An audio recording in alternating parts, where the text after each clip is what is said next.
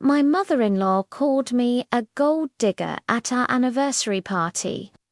She didn't know I owned the venue. The crystal chandelier cast dancing shadows across the marble floor as Margaret raised her champagne glass, her voice cutting through the elegant murmur of our 5th anniversary party. To my son, who married beneath him, she announced to 200 guests, and to his wife, who at least knows how to spend his money well. The room fell silent. I stood there in my emerald gown, watching my husband's face drain of colour. What Margaret didn't know was that I wasn't just standing in any venue. I was standing in my building, surrounded by my employees, with a document in my purse that would change everything. If you're watching this, hit subscribe and tell me where you're tuning in from. I love hearing your stories. My name is Sarah Chen, and 5 years ago, I married into one of Boston's most prominent families. The Whitmore name opened doors, commanded respect, and came with a matriarch who believed her son had made the gravest mistake of his life by choosing me. From day one, Margaret Whitmore made it clear that I was an outsider, a nobody from Queens who somehow tricked her golden boy into marriage. She's after the trust fund. I'd overheard her telling relatives at our wedding. Mark my words, she bleed him dry within 5 years. The irony was almost poetic.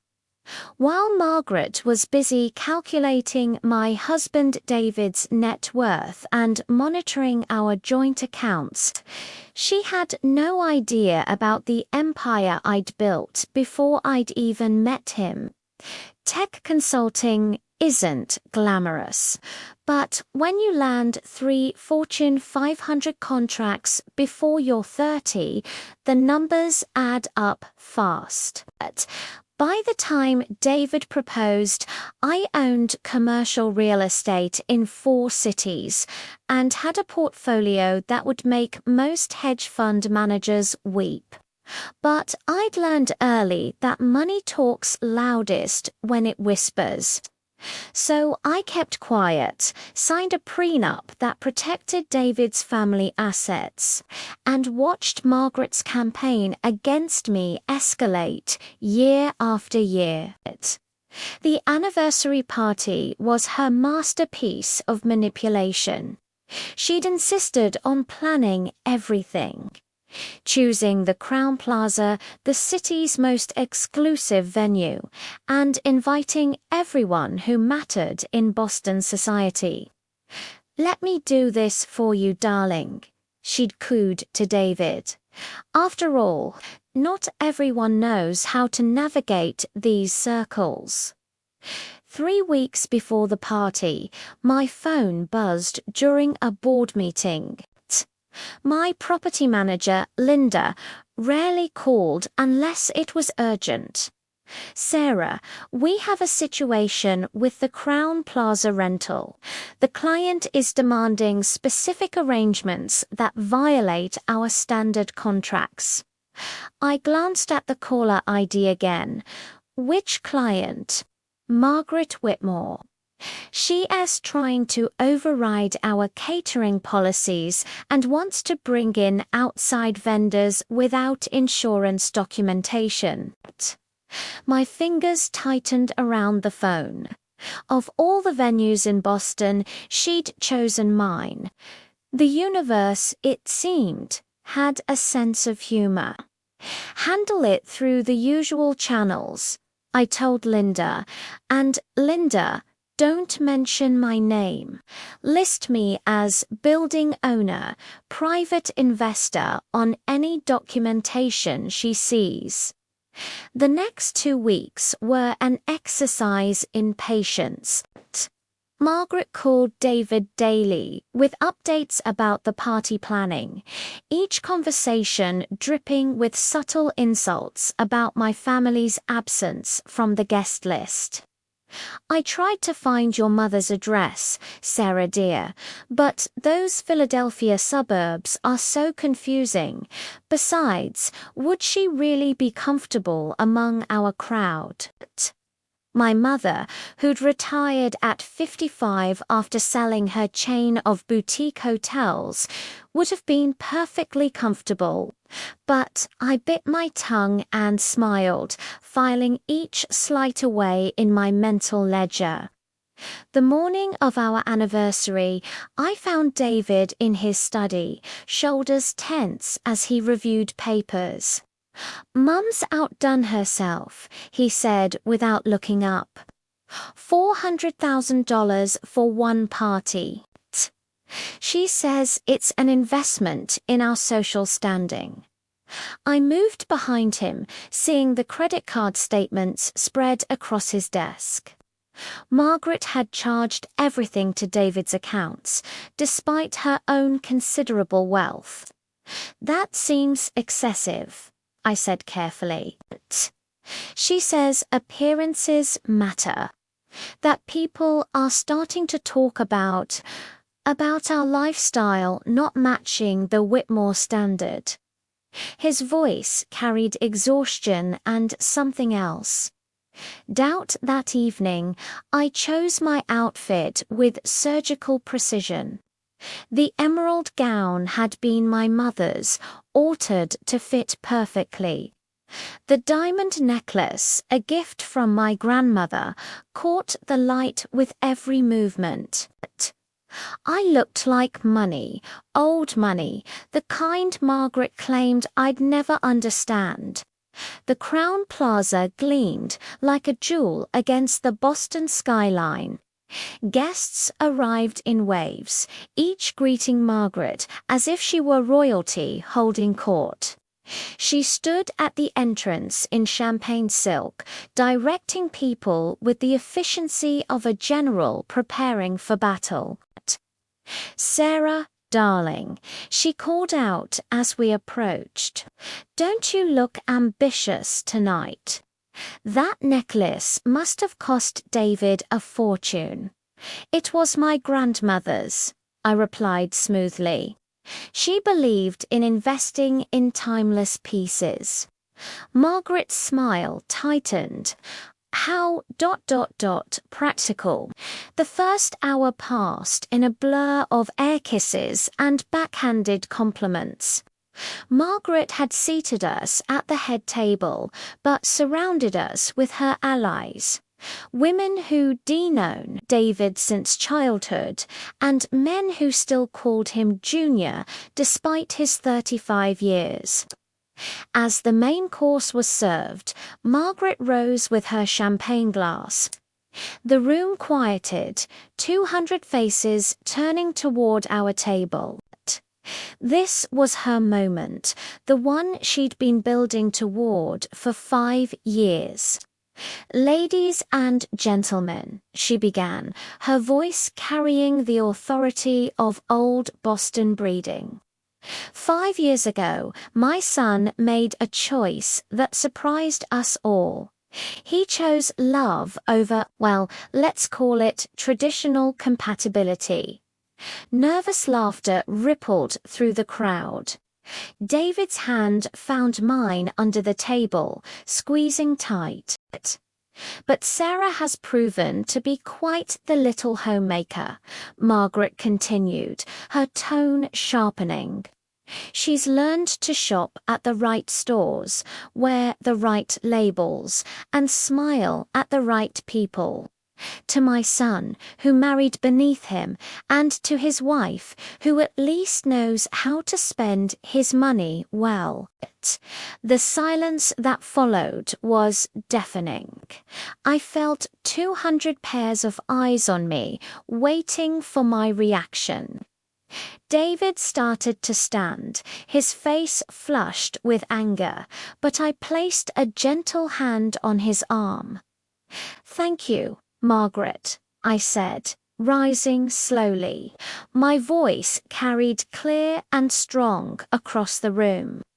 Your toast reminds me why I fell in love with your son.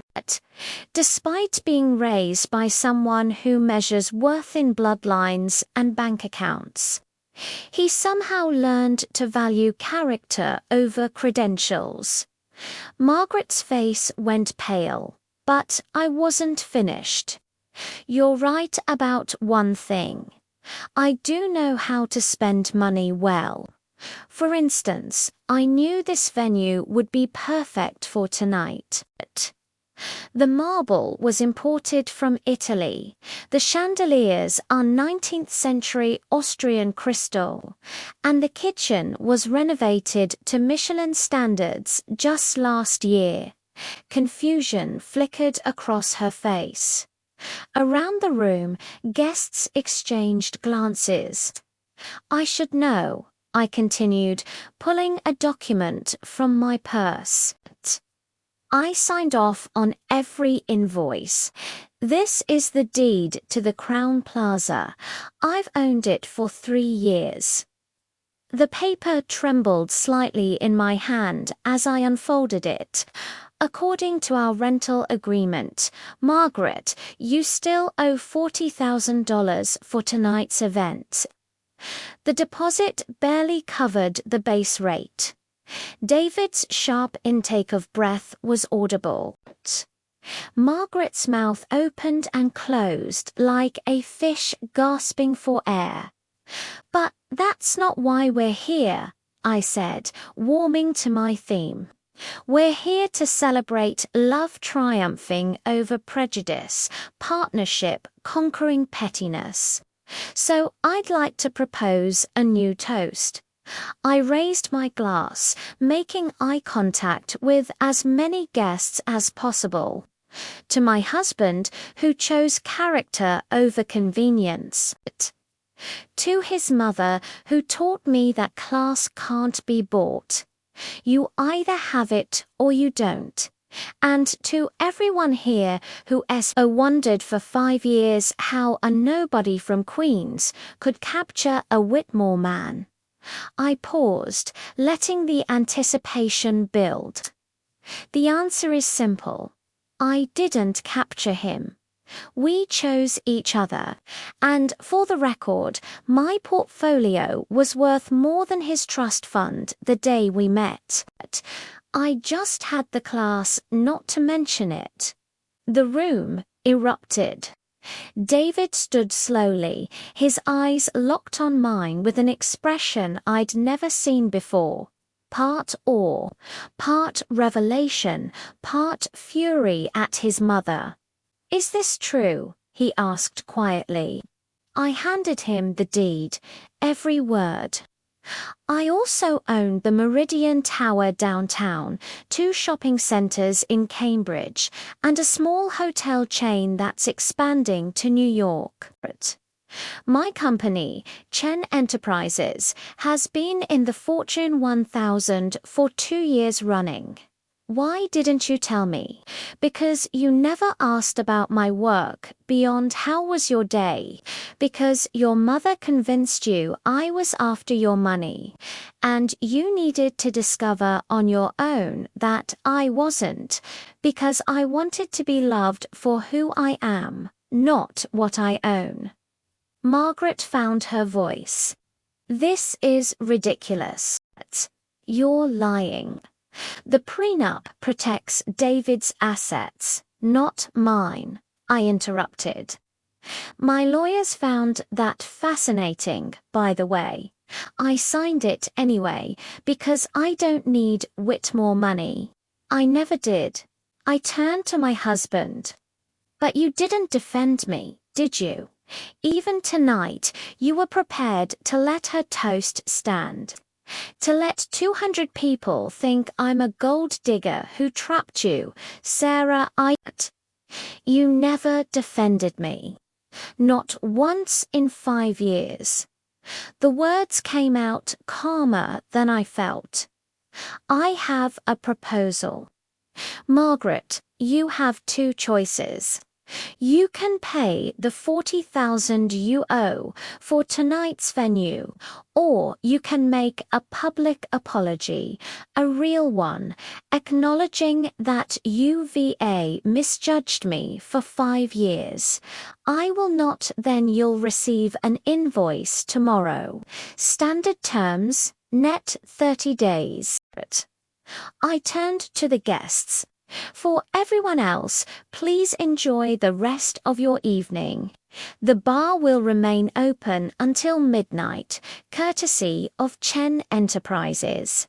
I walked out of my own building, leaving behind 5 years of silent suffering and a husband who just discovered he'd been the kept spouse all along.